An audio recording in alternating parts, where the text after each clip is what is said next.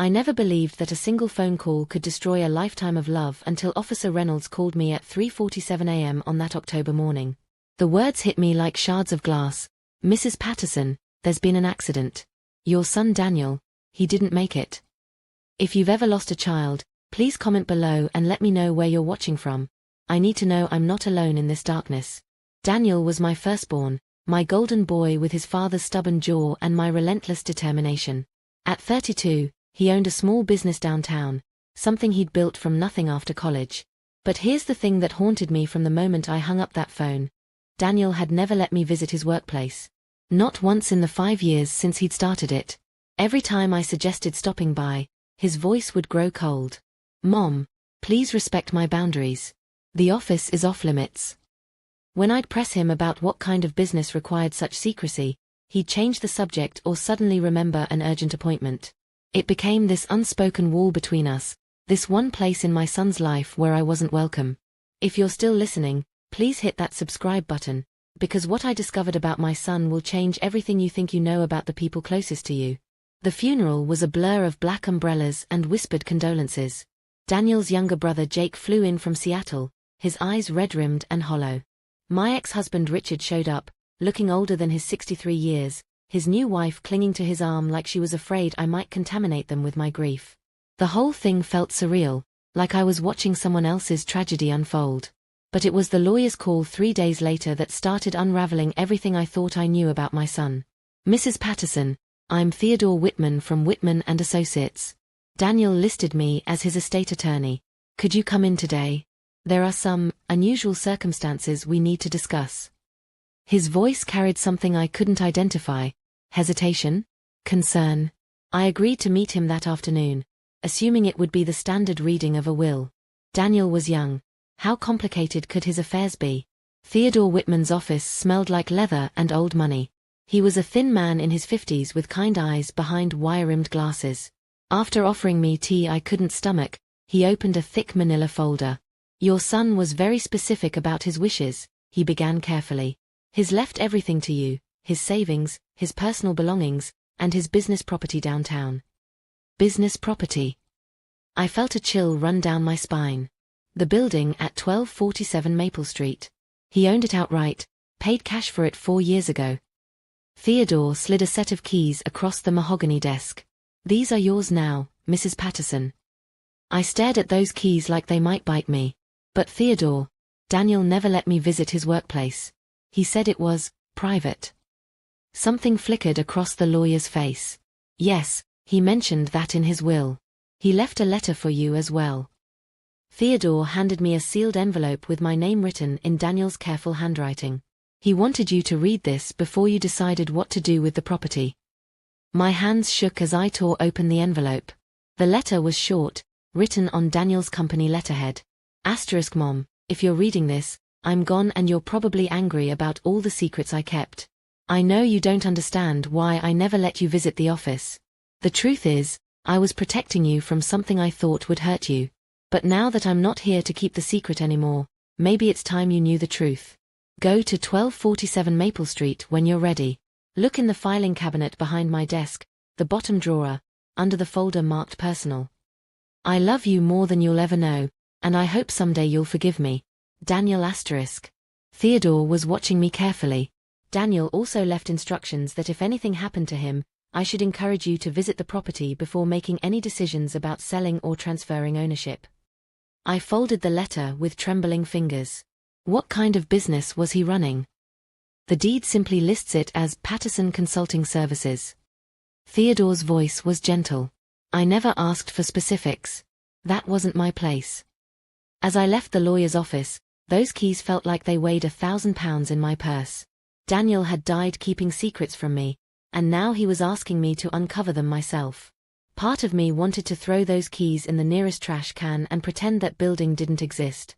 But a bigger part, the mother who had kissed scraped knees and stayed up all night when he had pneumonia, needed to know what my son had died protecting me from. That night, I called Jake in Seattle. "Did Daniel ever tell you what kind of business he was running?" I asked without preamble. Jake's silence stretched so long I thought the call had dropped. Finally, "Mom, he made me promise never to tell you." "Jake, Your brother is dead. Whatever promises you made him don't matter anymore. I don't actually know the details. But Mom, maybe some secrets are meant to stay buried. After I hung up, I sat in Daniel's childhood bedroom, surrounded by his high school football trophies and the model airplanes we'd built together on rainy Saturdays. The keys to 1247 Maple Street sat on his old desk, gleaming under the lamplight like they were mocking me. I had raised that boy from diapers to diploma. I had been there for his first heartbreak, his college graduation, every triumph and failure of his young life. How could there be an entire part of his world I knew nothing about? That's when I made the decision that would change everything. I would go to that building. I would unlock whatever door Daniel had kept closed to me for 5 years. And I would finally learn the truth about the son I thought I knew better than anyone. But first, I needed to prepare myself for the possibility that the truth might be something I could never come back from. The next morning dawned grey and cold, matching the heaviness in my chest. I couldn't shake Jake's words. Maybe some secrets are meant to stay buried. But I'm Eleanor Patterson, and I've never been one to leave stones unturned, especially when it comes to my children. I spent the morning going through Daniel's room more thoroughly, looking for any clue about his mysterious business. His dresser drawers held the usual: clothes, old letters from college friends, a watch I'd given him for his 30th birthday. But in the bottom of his closet, tucked behind winter coats, I found something that made my blood run cold. It was a small fireproof box, the kind people keep important documents in. Inside were bank statements showing deposits I couldn't explain, amounts ranging from $500 to $3,000, coming in weekly like clockwork. The deposits were marked simply as client payments, but there were so many of them. In the past year alone, Daniel had deposited over $200,000. Where was a young man getting that kind of money? My son had been living modestly, a small apartment, a used Honda, clothes from department stores. He certainly wasn't living like someone making $200,000 a year. If this story is resonating with you, please share it with someone who needs to hear it. Sometimes the people we love most are the ones hiding the biggest secrets. I also found a business license filed under Patterson Consulting Services and a lease agreement for 1247 Maple Street dated 5 years ago. The security deposit was $15,000, in cash. What 27-year-old has $15,000 in cash lying around? My mind was spinning with possibilities, none of them good. Was Daniel involved in something illegal? Was that why he kept me away from his workplace? The thought of my sweet, honor-roll son mixed up in criminal activity made me physically sick. But then I remembered the little boy who cried when we accidentally ran over a squirrel, who donated his allowance to the animal shelter every month. This was the same child who got suspended in high school for punching Tommy Hendricks when he caught him bullying a younger kid. Daniel had always been protective of people who couldn't protect themselves. I called Theodore Whitman again. Mrs. Patterson, have you decided what to do about the property? Theodore, did Daniel ever seem troubled to you? Like he was involved in something he shouldn't be? There was a long pause. Your son struck me as a deeply conscientious young man. Whatever he was doing, I believe he thought it was right. But you never actually saw his business in operation. No. Our meetings were always here in my office. But Mrs. Patterson, I will say this, Daniel spoke about you constantly. He loved you fiercely, and he was terrified of disappointing you. After I hung up, I made myself a cup of coffee and sat at my kitchen table, staring at those keys. Daniel had been afraid of disappointing me. What could be disappointing about running a successful consulting business? Unless it wasn't the kind of consulting I would approve of. My sister Janet called around noon. Ellie, how are you holding up? I know the funeral was hard. Janet, did Daniel ever mention his work to you? What kind of clients he had? Honey, you know Daniel never talked about work. He was always more interested in hearing about your garden or asking if you needed anything fixed around the house. Janet's voice softened. Why? Is something wrong?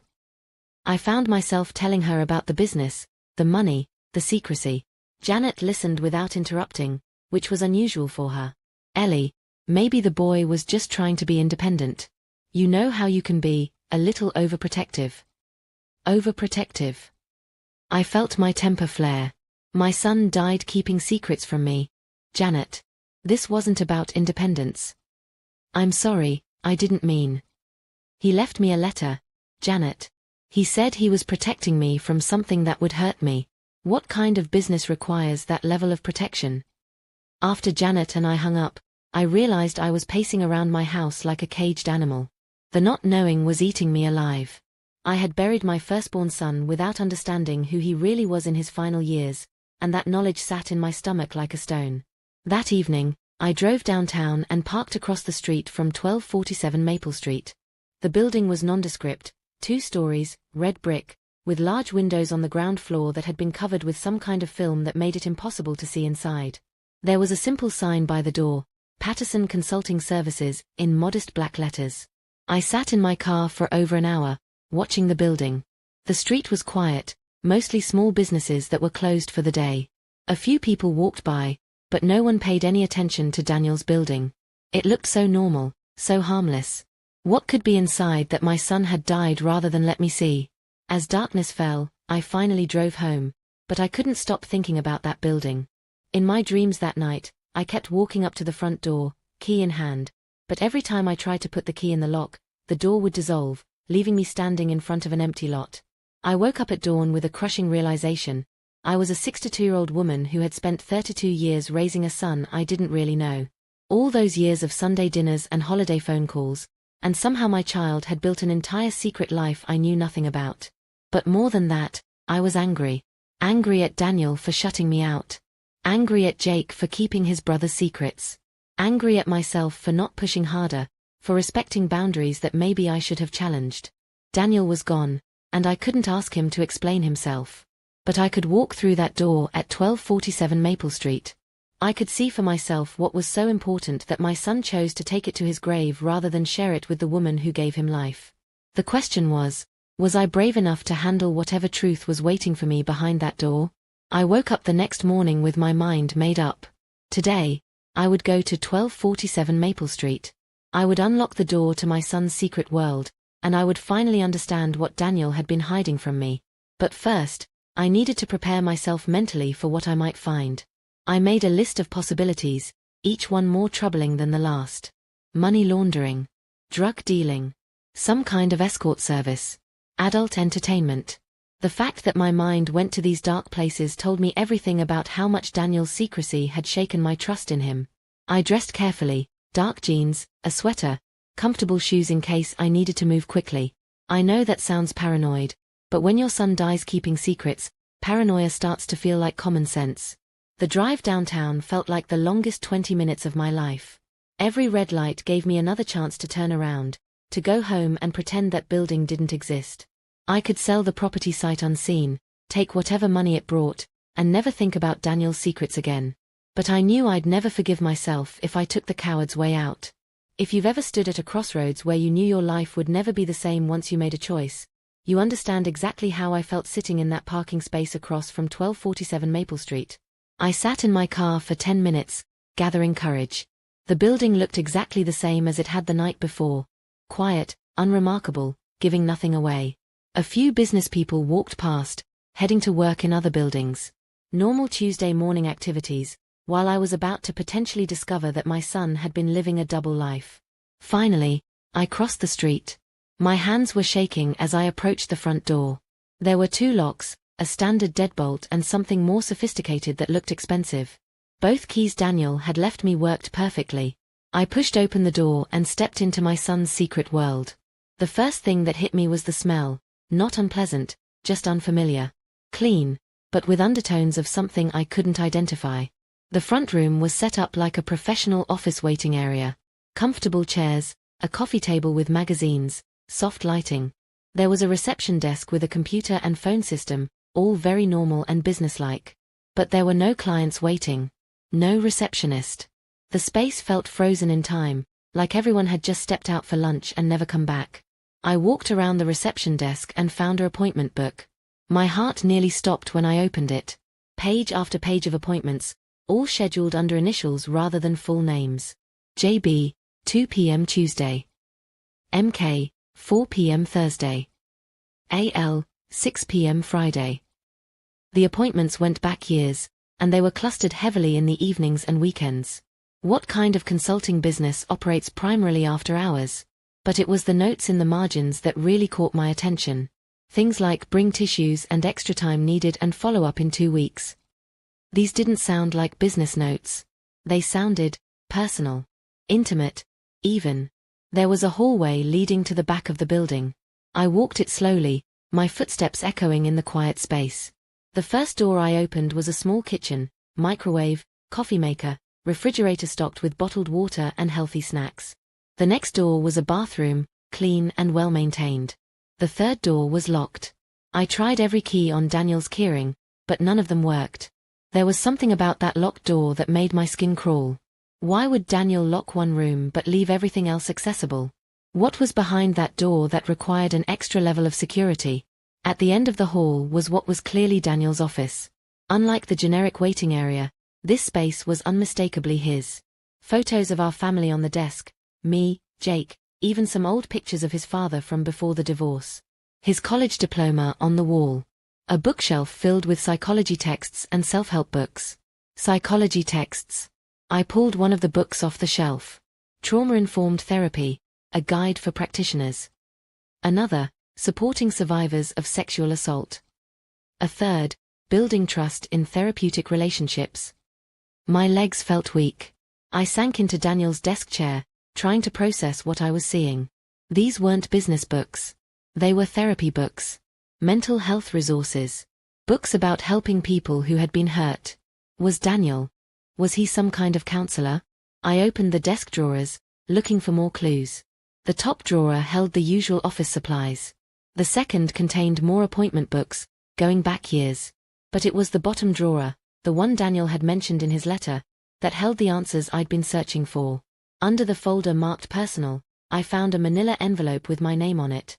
Inside was another letter from Daniel, longer than the first one, along with what looked like professional certification documents. My hands were trembling as I unfolded the letter. Mom, if you're reading this, you've made it to my office and you're probably confused and maybe scared. I need you to know that everything I did here was legal and ethical and came from a place of love, not just for you, but for people who needed help. I know you found the psychology books. 5 years ago, I went back to school and got my license as a trauma counselor. The business you're sitting in right now isn't Patterson Consulting Services in the traditional sense. It's a counseling practice that specializes in helping survivors of sexual assault and domestic violence. The reason I never let you visit, Mom, is because my clients needed to feel safe, and that meant complete privacy and confidentiality. Many of them are hiding from abusers. Some are dealing with stalkers. Others are just so broken that they can barely function in public.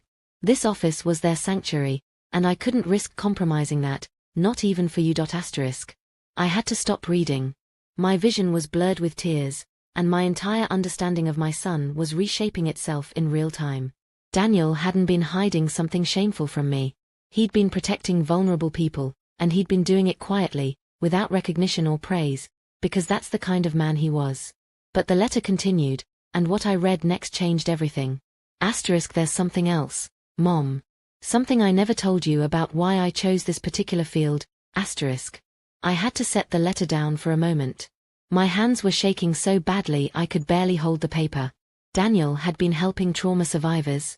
My son, who I thought was hiding something dark and shameful, had actually been dedicating his life to healing people. But there was more to the letter, and something in Daniel's tone warned me that the hardest part was yet to come. There's something else, Mom. Something I never told you about why I chose this particular field. Do you remember when I was 15, that summer I spent with Dad in Colorado? You thought it was just father-son bonding time, and Dad told you I was having such a great time that I wanted to extend my visit. That wasn't true. Dad's friend Blake Morrison was staying at the cabin that summer. You remember Blake, Dad's old college roommate, the one who was always so charming and friendly whenever he came to visit us. The one who always brought me presents and seemed to take such a special interest in my life. Mom, Blake hurt me that summer. For 3 weeks, while Dad was at work every day, he did things to me that I've never been able to forget. When I tried to tell Dad, Blake convinced him I was lying, that I was acting out because of the divorce. Dad chose to believe his friend over his own son. I dropped the letter. The room was spinning, and I felt like I was going to be sick. Blake Morrison. I remembered him perfectly, Tall, always smiling, the kind of man who remembered your birthday and brought expensive wine to dinner parties. He'd been in our house dozens of times when Daniel and Jake were children. He'd played catch with them in the backyard, helped with homework, been like an uncle to my boys. And he had hurt my baby. My 15-year-old son had been sexually assaulted, and I never knew. Worse than that, he tried to tell his father, and Richard hadn't believed him. I forced myself to keep reading. I know this is hard to hear, Mom, but I need you to understand why I became who I became. After that summer, I knew I never wanted another child to go through what I went through. I wanted to create a space where survivors could heal, where they would be believed and supported and never judged. The locked room you probably found is where I do the intensive sessions. It's soundproofed so clients can scream or cry or rage without worrying about being overheard. Some of my clients have never been able to tell their stories out loud before they come here. I never told you about Blake because I was protecting you from the knowledge that you'd unknowingly let a predator into our home. But also because I knew if you found out, you'd blame yourself, and it wasn't your fault. None of us knew what Blake really was. The money you probably found. I know it looked like too much for a counseling practice, but Mom, I never turned anyone away for inability to pay. The clients who could afford it paid extra to subsidize the ones who couldn't. We also got some grants from organizations that support survivors. Everything was legal and documented. I'm telling you all of this now because I want you to be proud of the work I did, not ashamed of the secrets I kept. And because if something happens to me, I need someone to make sure my clients are taken care of. Their files are in the locked room. The key is taped under the bottom drawer of my desk. Please make sure they're transferred to another counselor who can continue their care. I love you, Mom. I hope someday you'll understand why I couldn't tell you while I was alive. Daniel. I sat in that chair for what felt like hours, crying for my son and for the little boy he'd been when Blake Morrison stole his innocence. I cried for all the years Daniel had carried that secret, had chosen to transform his pain into purpose without ever seeking recognition or praise. But mostly, I cried because I was proud of him. Desperately, fiercely proud of the man my son had become despite what had been done to him. If you're listening to this and you've ever been hurt the way my son was hurt, please know that you're not alone. And if you're a parent, please share this story, because predators count on our silence and our shame. I found the key exactly where Daniel said it would be, taped under the bottom drawer. My hands were steadier now as I walked back to the locked room and opened the door. The room was small and incredibly comfortable. Soft lighting, plush chairs, a couch with throw pillows and blankets. There was a box of tissues on every surface and a small bookshelf filled with what looked like journals and art supplies. On one wall was a quote painted in soft blue letters: "Healing is not about forgetting. It's about remembering that you survived." The filing cabinets held dozens of client files, each one carefully organized and maintained. I didn't read them, that would have been a violation of privacy that Daniel would never have forgiven, but I could see from the thickness of some files that he'd been working with some clients for years. This was Daniel's real legacy. Not the money or the building, but the lives he'd touched and the people he'd helped heal. My son had taken the worst thing that ever happened to him and turned it into something beautiful. I called Theodore Whitman from Daniel's office. "Theodore, I need to know about transferring Daniel's clients to another therapist. There are people depending on this practice, and I can't let them down." "Mrs. Patterson, are you all right? You sound..." "I'm fine. Better than fine. Actually, I just learned that my son was a hero, and I need to make sure his work continues." There was a long pause. "I'll make some calls. There are protocols for this kind of situation." After I hung up, I sat in Daniel's chair and looked around his office one more time. The family photos, the psychology books, the certificates on the wall, it all made sense now. Everything about this place radiated safety and healing and love. My son hadn't been hiding from me. He'd been protecting something precious, the trust of people who had been broken and were learning how to be whole again. But as I prepared to leave that day, I noticed something that made my blood run cold. Daniel's appointment book was still open on his desk, and I could see his final week of appointments. Every single slot was booked. He'd been scheduled to see clients the day after his accident, and the day after that. Daniel's death hadn't been just a personal tragedy. It had been a catastrophe for dozens of vulnerable people who depended on him for their mental health and stability. And as I locked up the building and walked back to my car, I made a decision that surprised even me. I wasn't going to sell this place. I was going to find a way to keep Daniel's practice alive. My son had spent 5 years building something important, something that mattered. The least I could do was make sure his work didn't die with him. But first, I had some very difficult phone calls to make. The drive home from Daniel's office was a blur of tears and rage. My son had been sexually assaulted at 15, had tried to tell his father, and Richard had chosen to believe his friend over his own child. For 17 years, I'd been completely unaware that Daniel was carrying this trauma, transforming it into a mission to help other survivors. But more than that, Blake Morrison had been in my house. He'd eaten at my table, played with my children, earned my trust, all while being a predator who hurt my baby. The first call I had to make was to Jake. "Mom? Is everything okay? You sound..." "Jake, did you know about Blake Morrison?" The silence that followed told me everything I needed to know. "Mom, how did you?" "I went to Daniel's office. I found his letter." "Jake, did he hurt you too?" "No." Jake's voice was barely a whisper. "Just Daniel." "But Mom, Daniel made me promise never to tell you. He said it would destroy you." "How long have you known?" "Since we were teenagers. Daniel told me after it happened. He was so messed up that summer, and Dad just kept saying he was being difficult because of the divorce. I wanted to tell you, but Daniel begged me not to." I had to pull over. My hands were shaking too badly to drive safely. "Jake, our 15-year-old brother was sexually assaulted, and we let him carry that alone for 17 years. Mom, you don't understand. Daniel wasn't carrying it alone. He got therapy in college. He turned it into something positive. The work he was doing. Mom, he was saving people. I know what he was doing. I saw his office, his files. But Jake, he shouldn't have had to save himself. We should have protected him." After I hung up with Jake, I sat in my car on the side of the road and called Richard. "Eleanor, this is unexpected." "Richard, we need to talk. About Blake Morrison." The silence was deafening. "I don't know what you..." "Daniel left me a letter. I know what Blake did to him when he was 15. I know Daniel tried to tell you, and I know you didn't believe him."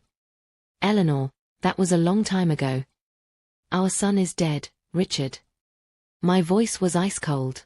He spent his entire adult life helping trauma survivors because his own father failed to protect him from a predator. So don't you dare tell me that was a long time ago. You don't understand how complicated it was. Blake was my oldest friend. Daniel was angry about the divorce, acting out. He was 15 years old and he was telling you the truth. I was screaming now, not caring who heard me.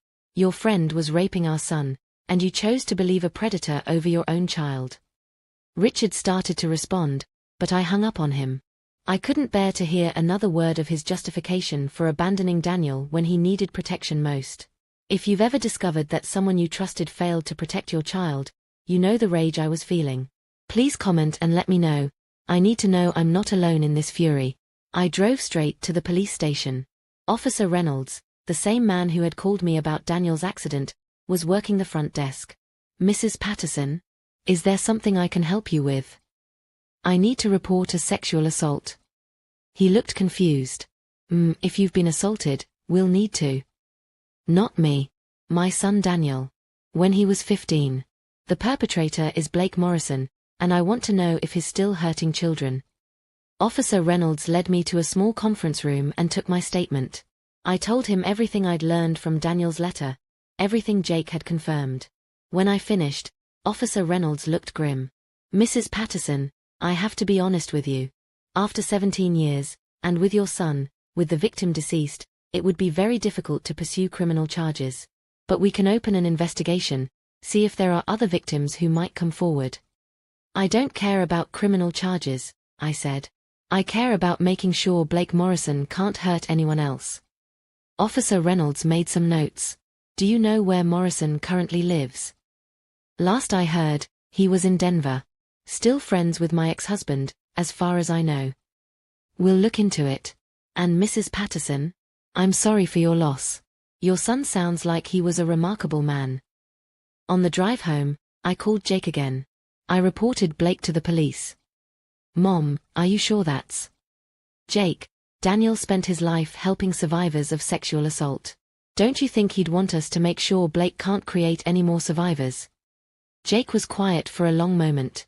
Yeah, he would. I need you to help me with something else.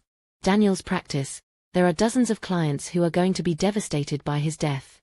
People who trusted him, who depended on him. I can't let his work just disappear. What are you thinking? I want to find another therapist to take over his clients. Someone who specializes in trauma, someone Daniel would have trusted. Mom, that's beautiful. Daniel would love that. That evening, I called Daniel's former supervisor from his graduate program.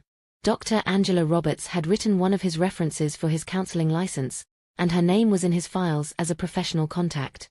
Mrs. Patterson, I'm so sorry for your loss. Daniel was one of my most dedicated students. Dr. Roberts, I need help. Daniel's clients need to be transferred to another therapist, someone who can continue their care without disruption. Of course. I know several excellent trauma specialists who would be honored to continue Daniel's work. In fact, Daniel consulted with me occasionally about difficult cases. He spoke about his clients with such compassion. There's something else. I want to keep his practice running. Not just transfer the clients, keep the space, the atmosphere he created, everything that made his clients feel safe. Dr. Roberts was quiet for a moment. That's an incredible tribute to your son. Are you sure you're ready for something like that? Dr. Roberts, my son turned the worst thing that ever happened to him into a way to heal others. The least I can do is make sure that healing continues. We talked for another hour about logistics, licensing requirements, and finding the right therapist to take over.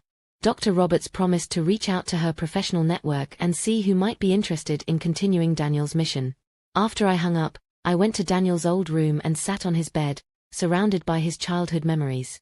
But now those memories were colored by the knowledge of what he'd endured, what he'd overcome, and what he'd accomplished. My son had been hurt by a predator my family trusted. He'd been failed by his father when he tried to seek help. And instead of letting those betrayals destroy him, he'd dedicated his life to making sure other people didn't have to face their trauma alone. Daniel Patterson wasn't just my son. He was a hero. And I was going to spend the rest of my life making sure people knew it. But first, I was going to make sure Blake Morrison never hurt another child. 3 weeks after discovering the truth about Daniel's work, I was back at 1247 Maple Street. But this time I wasn't alone. Dr. Angela Roberts had found me a therapist, Dr. Michael Thompson, a trauma specialist who had worked with assault survivors for over a decade. He was quiet, gentle, and when he walked through Daniel's practice for the first time, I saw tears in his eyes. Your son created something special here, he told me as we stood in the soundproofed room where Daniel had helped so many people find their voices again. This feels like a sanctuary. That's exactly what Daniel called it in his letter, I said. A sanctuary. Dr. Thompson had agreed to take over Daniel's clients, but only under certain conditions. He wanted to maintain the same sliding scale fee structure Daniel had used, where clients who could afford to pay more helped subsidize those who couldn't pay at all. He wanted to keep the same evening and weekend hours that made the practice accessible to people who couldn't get away during traditional business hours. And most importantly, he wanted to honor Daniel's approach to therapy, patient, non-judgmental, focused on empowering survivors rather than just treating symptoms. But there was one more thing I wanted to do, something that had been growing in my mind since I'd first read Daniel's letter. Dr. Thompson, I want to start a foundation. In Daniel's name. Something that helps other therapists create practices like this one, safe spaces for trauma survivors, especially in underserved communities. Dr. Thompson's eyes lit up. Mrs. Patterson, that's exactly what this world needs. There are so many communities where trauma survivors have nowhere to turn, no one who understands what they've been through. I have some money saved, and there will be proceeds from Daniel's estate. But more than that, I have time and I have purpose now. I looked around the office that had become sacred ground to me. My son couldn't tell me what he was doing while he was alive, but I can tell the world about it now. Over the next month, I threw myself into learning everything I could about trauma therapy, foundation management, and how to honor Daniel's memory in a way that would multiply his impact. I read every psychology book in his office, talked to other therapists about what they needed, and researched communities that were underserved when it came to mental health resources. But it was Jake who gave me the idea that changed everything. Mom, What if the foundation didn't just help other therapists create practices like Daniel's? What if it also worked to educate families about recognizing predators? About believing children when they try to tell us they've been hurt? I stopped pacing around my kitchen. Jake, that's brilliant. If we'd known what to look for with Blake Morrison, if your father had known how to respond when Daniel tried to tell him. Exactly. Daniel's story isn't just about healing after trauma. It's about preventing trauma in the first place. That's when I made another decision that surprised everyone, including myself. If you're still with me on this journey, please hit the subscribe button, because what I'm about to tell you will change how you think about protecting the children in your life. I called Richard. Eleanor, what do you want now? I want you to help me start a foundation in Daniel's name. Something that educates parents about protecting their children from predators. The silence stretched so long I thought he'd hung up. Eleanor, I don't think. Richard, you failed our son when he needed you most. Blake Morrison hurt Daniel, and you chose to believe your friend over your child. Now Daniel is dead, and he spent his entire adult life trying to heal from something we should have protected him from. You're being unfair. I was doing my best in an impossible situation. Your best wasn't good enough. I was shouting again, but this time it felt righteous. But here's your chance to do better. Here's your chance to make sure other fathers don't make the same mistake you did. Richard was quiet for a long time. Finally, what would this foundation do? Educate parents about the warning signs of abuse. Train adults on how to respond when children disclose trauma. Fund therapy practices like Daniel's in communities that don't have resources.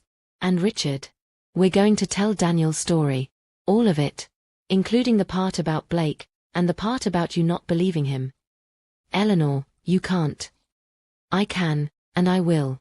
Unless you want to be part of the solution. It took 3 more phone calls, but eventually Richard agreed to contribute to the foundation.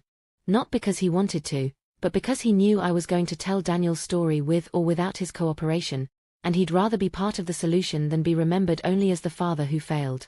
2 months after Daniel's death, we held the first meeting of the Daniel Patterson Foundation for Trauma Prevention and Healing. Dr. Thompson was there, along with Dr. Roberts and several other therapists who had known Daniel professionally. Jake flew in from Seattle. Even Richard showed up, looking uncomfortable but present. But it was the surprise guest who really validated what we were doing. Mrs. Patterson. A young woman approached me after the meeting. She was maybe 25, with short dark hair and intelligent eyes that held pain I recognized. My name is Kelly Barnes. I was one of Daniel's clients. I felt my breath catch. This was one of the people my son had helped heal. Kelly, I'm so glad to meet you. How are you doing since Daniel died? Her voice was steady. It was devastating. Daniel saved my life, literally. When I started seeing him 2 years ago, I was suicidal. I'd been assaulted by my college professor, and no one believed me. I'd given up hope that anyone ever would. Kelly wiped her eyes, but she kept talking. Daniel believed me from the first minute. He never questioned my story, never made me prove what happened to me. He just helped me remember that I was more than what had been done to me. She smiled through her tears. Dr. Thompson is wonderful, and I'm continuing my healing with him. But Mrs. Patterson, I want to help with the foundation. I want other survivors to have what Daniel gave me, hope. That's when I knew we were doing the right thing. Kelly became our first survivor advocate, helping us understand what trauma survivors really need and how to create truly safe spaces for healing. But there was still one piece of unfinished business that kept me awake at night. Officer Reynolds called me on a Tuesday morning in November.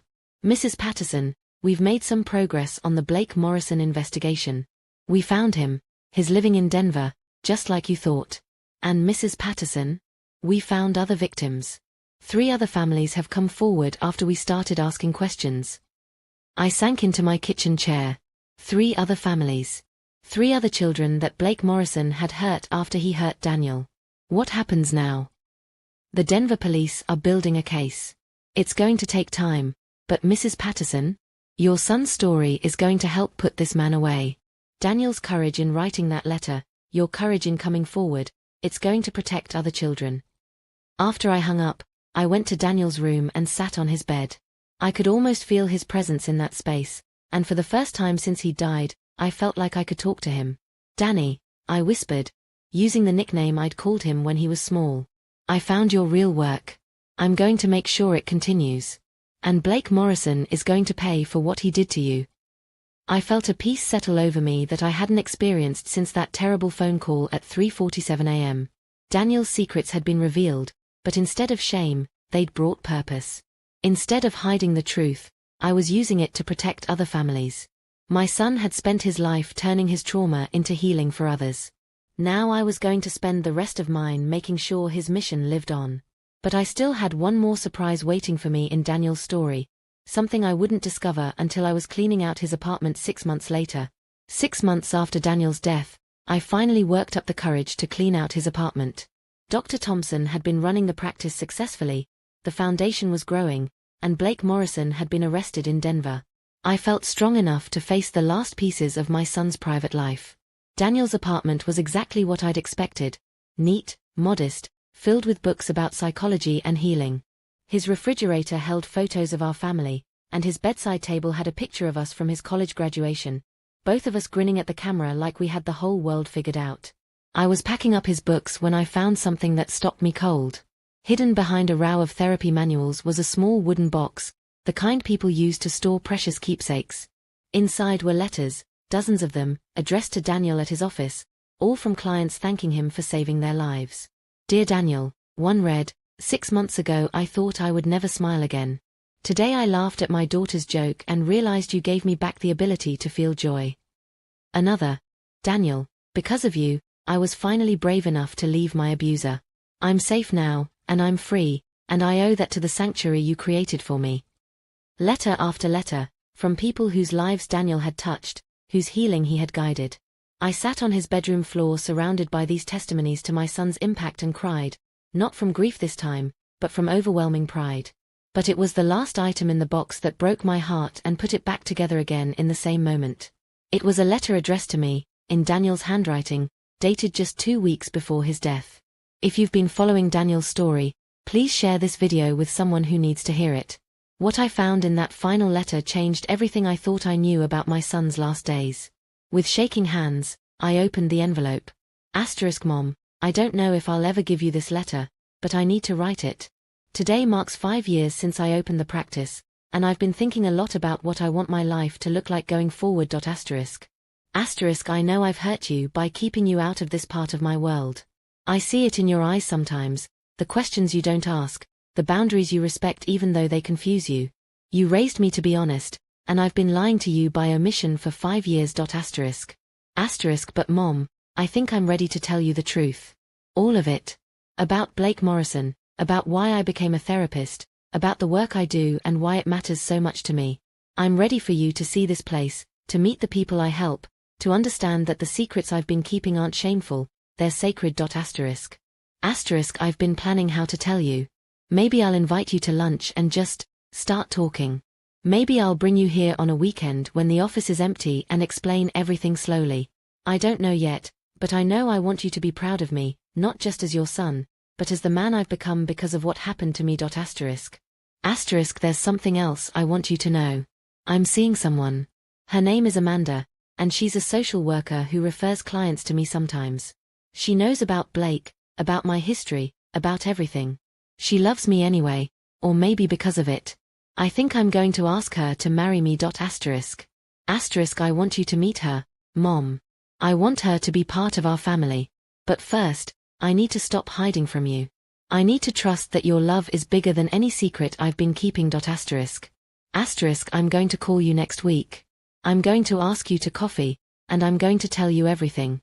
It's time. I love you more than you'll ever know. Daniel. I held that letter to my chest and sobbed. My son had been planning to tell me everything. He'd been ready to let me into his world, to share his work and his love and his healing with me. We had been one phone call away from the conversation that would have changed everything between us. But Daniel died 2 days before he planned to call me.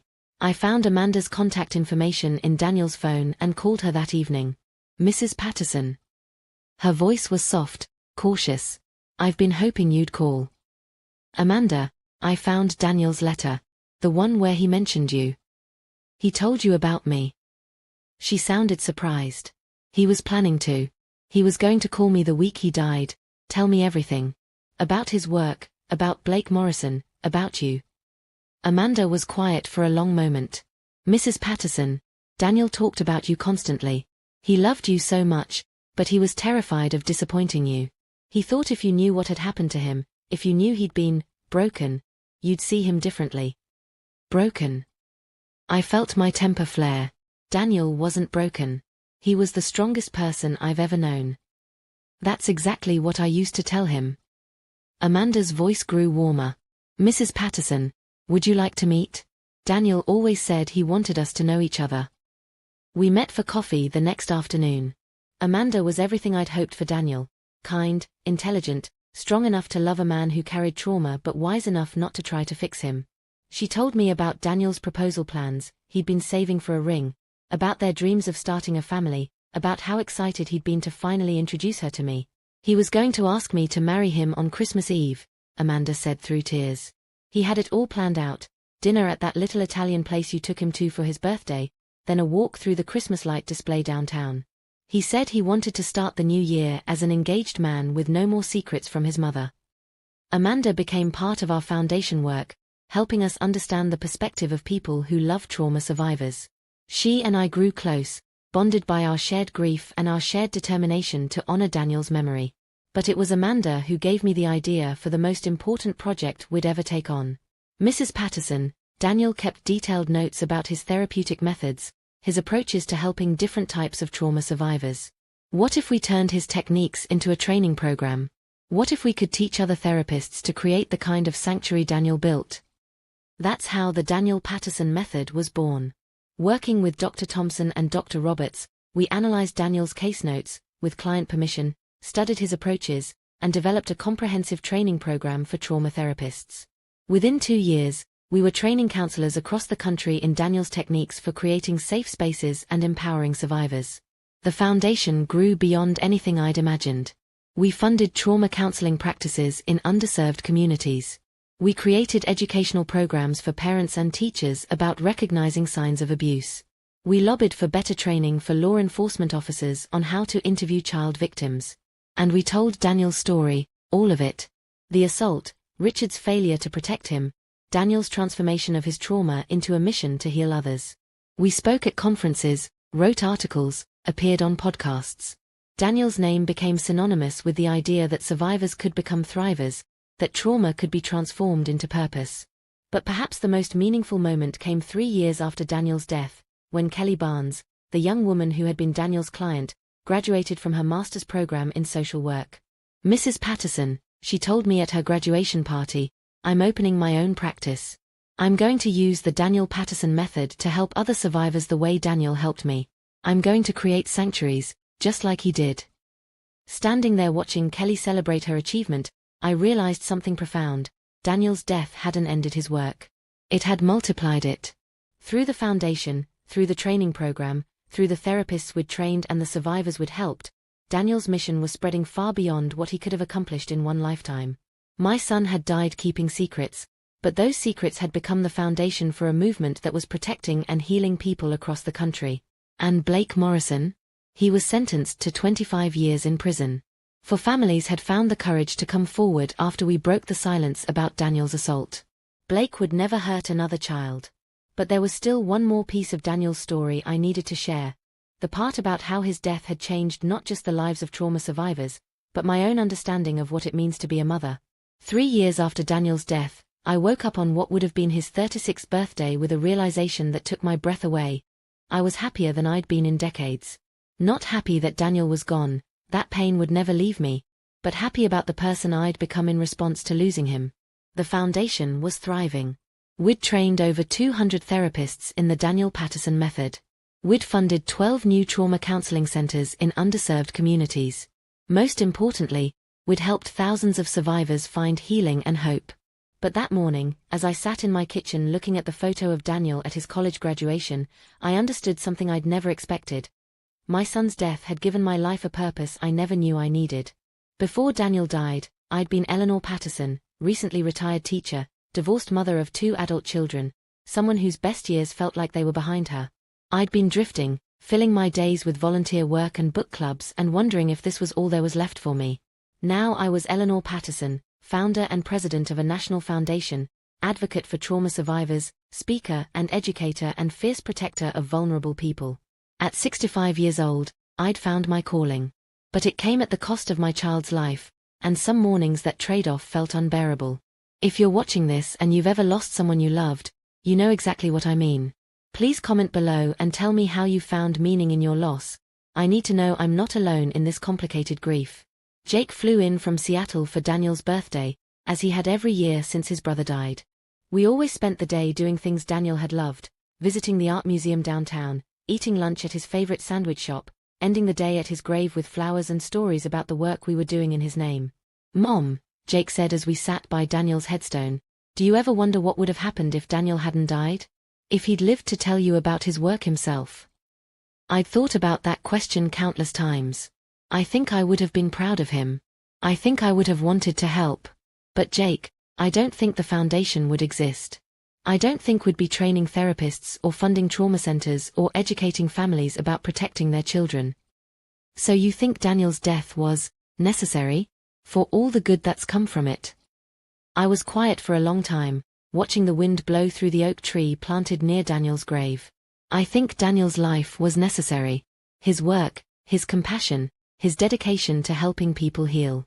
The foundation, the training program, all of it, it's just Daniel's work continuing on a bigger scale. But Mom, without his death, would you have? Would I have found my purpose? I finished his question. I don't know, Jake. Maybe I would have stayed a retired teacher who volunteered at the library and complained about my arthritis. Maybe I needed to lose Daniel to discover who I was supposed to be. That conversation with Jake started me thinking about something I'd been avoiding. What would happen to the foundation when I was gone? I was 65, healthy but not young anymore. The work we were doing was too important to depend on one person, even if that person was Daniel's mother. Over the next year, I worked with our board of directors to create a succession plan. Amanda, who had completed her master's degree in nonprofit management, became the foundation's executive director. Kelly Barnes, now running her own trauma counseling practice, joined the board. Dr. Thompson became our clinical director, overseeing the training programs. I remained as founder and chair, but the day-to-day work was in the hands of people who understood Daniel's mission as deeply as I did. The foundation would survive and thrive long after I was gone. But it was during this transition that I discovered something about myself that shocked everyone, including me. I wanted to become a therapist. At 66 years old, after 3 years of working with trauma survivors and learning about healing and resilience, I realized I wanted to do more than just fund other people's work. I wanted to sit across from broken people and help them remember their strength. I wanted to create the kind of sacred space Daniel had created. "Mom," Jake said when I told him about my plan to go back to school, "are you sure about this? You're talking about years of study, clinical training, licensing requirements." "Jake, your brother was 15 when Blake Morrison hurt him. He carried that trauma for 17 years before he transformed it into his life's work. I'm 66, and I just figured out what I want to be when I grow up. Better late than never." The graduate program in clinical psychology wasn't easy for a woman my age. I was surrounded by students young enough to be my grandchildren, struggling with technology I'd never had to master, reading textbooks that required more concentration than anything I'd done since my own college days 45 years earlier. But I had something my younger classmates didn't. I had lived experience with trauma and healing, with loss and purpose, with the kind of pain that either destroys you or transforms you into something stronger. My professors were initially skeptical. "Mrs. Patterson, are you sure you want to specialize in trauma counseling? It's emotionally demanding work, especially for someone who has experienced significant loss." "Professor Williams," I replied, "I've spent the last 4 years learning that the people best equipped to guide others through darkness are those who have walked through it themselves. My son taught me that. He turned his worst experience into his greatest strength. I'm just following his example." It took me 3 years to complete the program, longer than traditional students because I was still running the foundation and traveling to speak about trauma prevention. But the day I walked across that stage at 69 years old to receive my Master of Science in Clinical Psychology, I felt Daniel's presence so strongly I looked around the auditorium expecting to see him cheering from the audience. Amanda and Jake were there, along with Kelly and Dr. Thompson and dozens of foundation supporters. But as I held my diploma, I was thinking about the little boy who used to build model airplanes with me on rainy Saturdays, the teenager who survived something terrible and grew up to dedicate his life to making sure other people didn't have to survive it alone. "This is for you, Danny," I whispered. My clinical internship was at a community mental health center in one of the neighborhoods where our foundation had funded a trauma counseling program. My supervisor was Dr. Maria Gonzalez, a woman in her 40s who had been using the Daniel Patterson method in her practice for 2 years. "Eleanor," she told me on my first day, "I've been working with trauma survivors for 15 years, but your son's techniques revolutionized my practice. It's an honor to train Daniel Patterson's mother."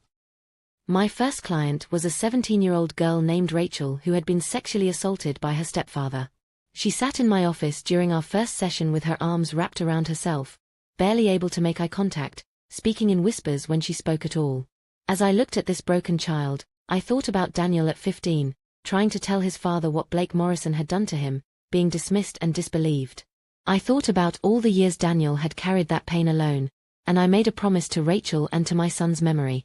"Rachel," I said gently, "I believe you. Whatever happened to you, whatever brought you here, I believe you. And we're going to work together to help you remember that what was done to you doesn't define who you are." For the first time since she'd entered my office, Rachel looked directly at me. "You really believe me? Just like that? Just like that? And Rachel, you're going to heal from this. It's going to take time, and it's going to be hard work, but you're going to be okay. I know because my son taught me that survivors aren't broken, they're warriors who just need someone to remind them of their strength." 6 months later, Rachel graduated from high school and started college with plans to become a social worker.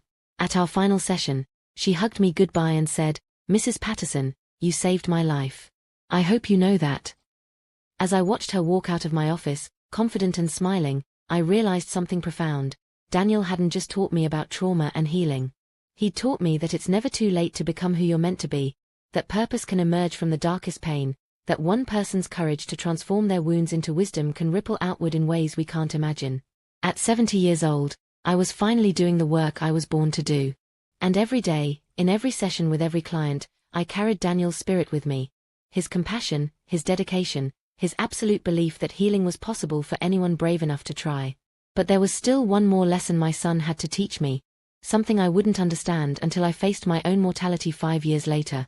At 74, I'd been practicing therapy for 5 years and thought I understood everything Daniel's work had taught me about healing and resilience. The foundation was stronger than ever. We'd trained over 1,000 therapists in the Daniel Patterson method, and I'd helped dozens of trauma survivors reclaim their lives.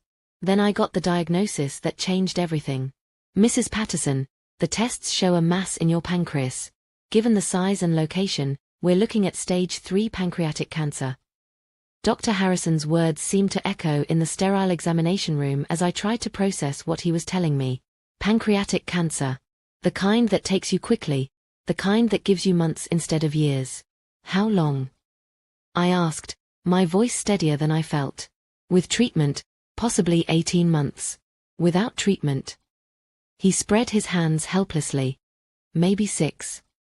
I drove home from that appointment thinking about Daniel, about how he died suddenly in a car accident at 32 with so much life left to live, while I was being given a timeline to prepare for death at 74. There was something almost funny about the cosmic unfairness of it all. That evening, I called Jake and Amanda to give them the news. The foundation board meeting was the next day, and I knew I had to tell them too. But what I didn't expect was the clarity that came with knowing my time was limited. "I want to spend whatever time I have left doing therapy," I told the foundation board. "Amanda, you've been running the day-to-day operations for years. Kelly, your clinical expertise guides our training programs. Dr. Thompson oversees the therapeutic standards. You don't need me anymore, and that's the greatest compliment I can give to all of you. Eleanor," Amanda said through tears, "we'll always need you." "No," I said gently, "you need what I taught you, what Daniel taught all of us. The work will continue because it's bigger than any one person now, even Daniel, even me. That's how it was always supposed to be. If you've been with me through this entire story, thank you. Please share this with someone who needs to understand that our legacies aren't about how long we live, but about how much love we leave behind." I chose to do aggressive treatment, not because I thought it would save me, but because it would buy me time to help a few more people heal. The chemotherapy was brutal, but I kept seeing clients between treatments, kept showing up for the work that had become my life's purpose. It was during one of those sessions that I had the conversation that brought Daniel's story full circle. My client was a woman named Patricia, 68 years old, whose adult son had recently disclosed that he'd been sexually abused as a child by his soccer coach. Patricia was drowning in guilt and rage, blaming herself for not protecting him, angry at a system that had failed her family. "I keep thinking about all the times he tried to tell me he didn't want to go to practice," she sobbed in my office. "All the signs I missed, all the opportunities one had to protect him and didn't." As I listened to Patricia's anguish, I felt Daniel's presence so strongly it took my breath away. This was why he'd never wanted to tell me about Blake Morrison. This was the pain he'd been trying to protect me from, the crushing weight of a mother's guilt when she realizes she failed to shield her child from harm. "Patricia," I said gently, "your son didn't tell you because he was trying to protect you from exactly what you're feeling right now. Children who are abused often carry the secret to spare their parents this pain. Your guilt is proof of how much you love him, but it's not proof that you failed him." But I should have known. I should have seen the signs. Maybe. Or maybe you did exactly what your son needed you to do. You created a home where he felt safe and loved, where he knew he could eventually tell you the truth when he was ready. Patricia, your son survived his trauma and grew up to be a man who trusts you enough to share his deepest pain with you. That doesn't happen in families where children don't feel loved and protected. Patricia looked at me with something like hope in her eyes.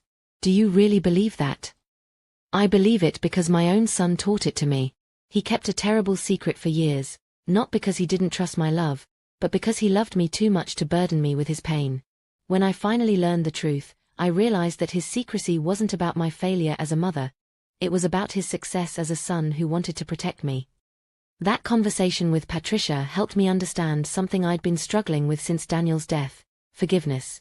Not forgiveness for Blake Morrison, who deserved none, or even for Richard, whose failure had cost us all so dearly. Forgiveness for myself. I'd spent years wondering if I should have pushed harder when Daniel set boundaries around his work, if I should have sensed something was wrong, if a better mother would have intuited that her child was carrying trauma. But sitting across from Patricia, I finally understood what Daniel had been trying to tell me in his letters. Love sometimes means accepting that there are parts of our children's stories we're not meant to know until they're ready to share them. Daniel had protected me from his secret not because he didn't trust me, but because he did. He knew that learning about his assault would devastate me, and he loved me too much to inflict that pain unless it was absolutely necessary. In keeping his secret, he was taking care of me the same way I'd taken care of him when he was small, sheltering me from harm because that's what love does. The chemotherapy bought me 14 months instead of the 6 Dr. Harrison had predicted without treatment.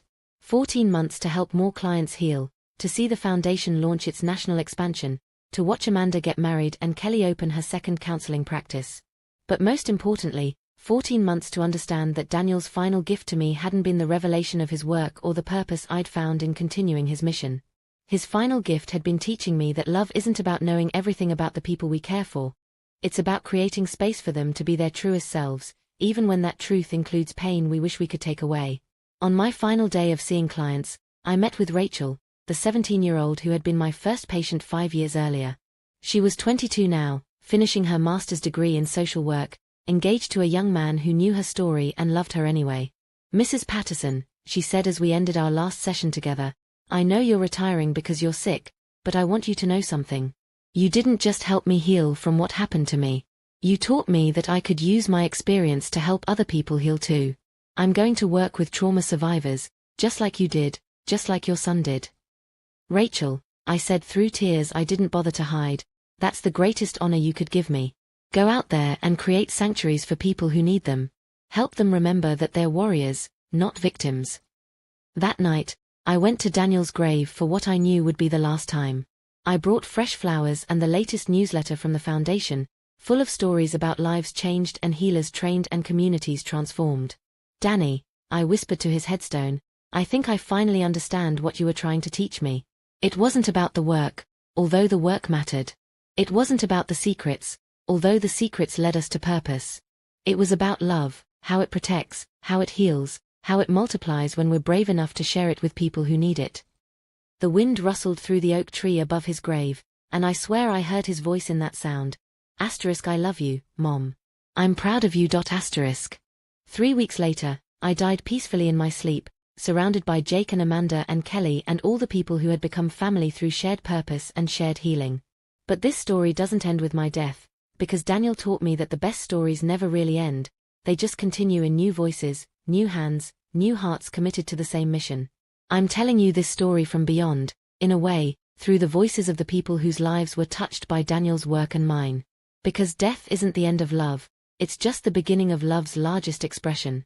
At my funeral, Rachel stood at the podium and told the packed church about how a 70-year-old woman had saved her life by believing her story and helping her remember her strength.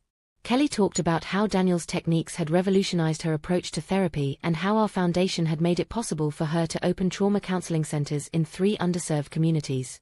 Amanda, now in her 40s and running a foundation that had grown beyond anything we'd imagined, spoke about how Daniel's love had prepared him to heal others, and how my determination to honor his memory had created ripples of healing that would continue for generations. Eleanor and Daniel Patterson taught us that trauma doesn't have to be the end of someone's story, Amanda told the mourners. It can be the beginning of their purpose. They showed us that love is stronger than secrecy, that healing is possible for anyone brave enough to try, and that one person's courage to transform their pain can change the world. But it was Jake who delivered the eulogy that brought Daniel's story full circle. My brother Daniel died keeping secrets from my mother because he loved her too much to burden her with his pain. My mother spent the last 8 years of her life making sure Daniel's secrets became sources of healing for thousands of people. She turned her grief into purpose, her loss into love, her son's hidden work into a movement that will outlive all of us. Daniel and Mom taught me that we don't get to choose what happens to us, but we do get to choose what we do with what happens to us. They both chose love. They chose healing. They chose to transform their deepest wounds into their greatest contributions to the world.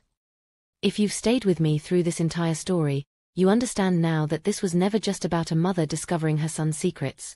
This was about how love multiplies when we're brave enough to share our stories, how healing spreads when we transform our pain into purpose, and how the people we lose continue to live through the work we do in their memory. The Daniel Patterson Foundation for Trauma Prevention and Healing is thriving 15 years after my death. They've trained over 5,000 therapists in trauma counseling.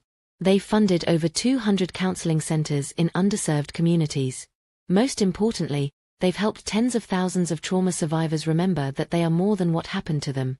Rachel, my first client, is now the Foundation's clinical director, overseeing the training programs that teach other therapists how to create the kind of sacred space Daniel pioneered. She often tells new trainees about the elderly woman who became a therapist at 66 because she wanted to honor her son's memory by healing broken people. Kelly Barnes has opened 7 trauma counseling practices across the country, all using the Daniel Patterson method, all creating sanctuaries where survivors can find their voices again. She keeps a photo of Daniel and me on her desk, and she tells every new client the same thing I told her: I believe you. What happened to you doesn't define who you are. And you're going to heal from this. Amanda remarried 5 years after my death, to a man who understands that she carries the love of 2 people who died too soon but whose work continues through her dedication. She still wears the engagement ring Daniel never got to give her on a chain around her neck, and she tells their story at foundation events as a reminder that love transcends death when it's channeled into service to others.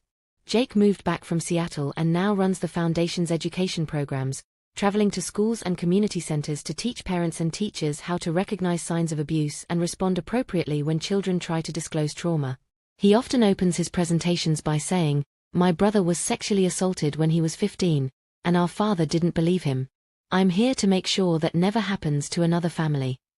Dr. Thompson, now in his 70s, still practices trauma therapy using Daniel's methods. He's written 3 books about creating therapeutic sanctuaries, and he always credits Daniel and me in the acknowledgements. The Pattersons taught me that healing isn't just about helping people recover from trauma, he writes. It's about helping them discover that their survival makes them warriors, not victims. But perhaps the most powerful continuation of Daniel's story comes from Blake Morrison's other victims, the families who found the courage to come forward after I broke the silence about what he'd done to my son. One of those victims, a man named Thomas who was assaulted by Blake when he was 12, became a prosecutor specializing in child abuse cases. He's put dozens of predators in prison, and he keeps a photo of Daniel on his desk as a reminder of why his work matters. Daniel Patterson saved my life without ever knowing I existed, Thomas told a conference of prosecutors last year. When his mother came forward about what Blake Morrison had done to her son, it gave me the courage to tell my own story. Daniel's courage in writing that letter to his mother, Eleanor's courage in going to the police, that's what finally brought Blake down. That's what protected other children from experiencing what we experienced. The ripple effects of Daniel's story continue to spread in ways I never could have imagined. There are now over 50 counseling practices across the country that explicitly use the Daniel Patterson method. 3 universities have endowed scholarships in Daniel's name for students studying trauma counseling. The FBI uses our educational materials in their training programs for agents who interview child victims. But beyond the professional impact, there are thousands of personal stories of healing that trace back to that October morning when Officer Reynolds called to tell me Daniel was gone. Every survivor who found healing through our programs, every family who learned to recognize warning signs through our education efforts, every child who was protected because we broke the silence about predators, they're all part of Daniel's continuing story. If you're watching this and you're a survivor of trauma yourself, I want you to know something: your story matters. Your healing matters. And your willingness to transform your pain into purpose, even if it's just by sharing your story with one other person who needs to hear it, can create ripples of healing that spread farther than you'll ever know. If you're a parent watching this, please remember that the greatest gift you can give your children is the knowledge that they can tell you anything, that you will believe them when they trust you with their hardest truths, and that your love is bigger than any secret they might be carrying.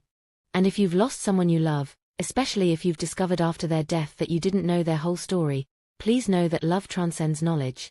Daniel kept his secrets from me not because he didn't trust my love, but because he did. He knew that my love for him was strong enough to bear the truth when I was ready for it, and wise enough to transform that truth into something beautiful. The building at 1247 Maple Street still operates as a trauma counseling center. There's a plaque by the front door now that reads, "The Daniel Patterson Healing Center, a sanctuary for survivors." Inside, the soundproofed room where Daniel helped so many people find their voices is still being used for the same purpose, still helping broken people remember their strength. Amanda took me there once, a few months before I died, when I was too weak from chemotherapy to see clients but still strong enough to visit the place where it all began. We sat in Daniel's old office, surrounded by his psychology books and family photos, and I felt his presence so strongly I had to catch my breath. "He's proud of what we've built," Amanda said softly. "No," I corrected her, "he's proud of what we've continued. This was always his work. We just made sure it didn't die with him." That's the real secret Daniel taught me, the one that took me 8 years to fully understand. Our greatest legacy isn't what we accomplish in our lifetimes. It's what continues to grow after we're gone, planted in the hearts and hands of people who carry our love forward into the world. Daniel died at 32, but his work is still saving lives 15 years later. I died at 74, but the foundation we built continues to train therapists and heal survivors and protect children. Neither of us lived to see the full impact of what we started, but that's okay. The best work, the work that really matters, always outlives the people who begin it. So if you're listening to this story and wondering what your purpose is, wondering if your life matters, wondering if the pain you've experienced could somehow become meaningful, please know that it can. Every act of love, every moment of healing, every choice to transform suffering into service creates ripples that spread far beyond what we can see. Daniel's story began with a terrible secret and ended with a movement that has touched thousands of lives. My story began with a devastating phone call and ended with a career that gave meaning to my grief. Your story, whatever it is, wherever you are in it, has the same potential for transformation. The only question is, what will you do with the love you've been given, the pain you've survived, the strength you've discovered? How will you turn your story into a gift for someone else who needs to know they're not alone? Daniel and I are gone now, but our love lives on in every life touched by the foundation we built, every survivor who found healing through the methods he pioneered, every family protected by the education programs we created. Love doesn't die when people die. It just finds new ways to multiply and spread and heal the world. That's the real secret my son died keeping, and it's the secret I live to share. Love is the only thing stronger than trauma, hope is the only thing stronger than despair, and purpose is the only thing stronger than death. Thank you for staying with me through this entire journey. If this story has touched your heart, please share it with someone who needs to hear it. And remember, your story matters too. Your healing matters. Your love matters. And the world is waiting for you to transform your pain into the gift only you can give.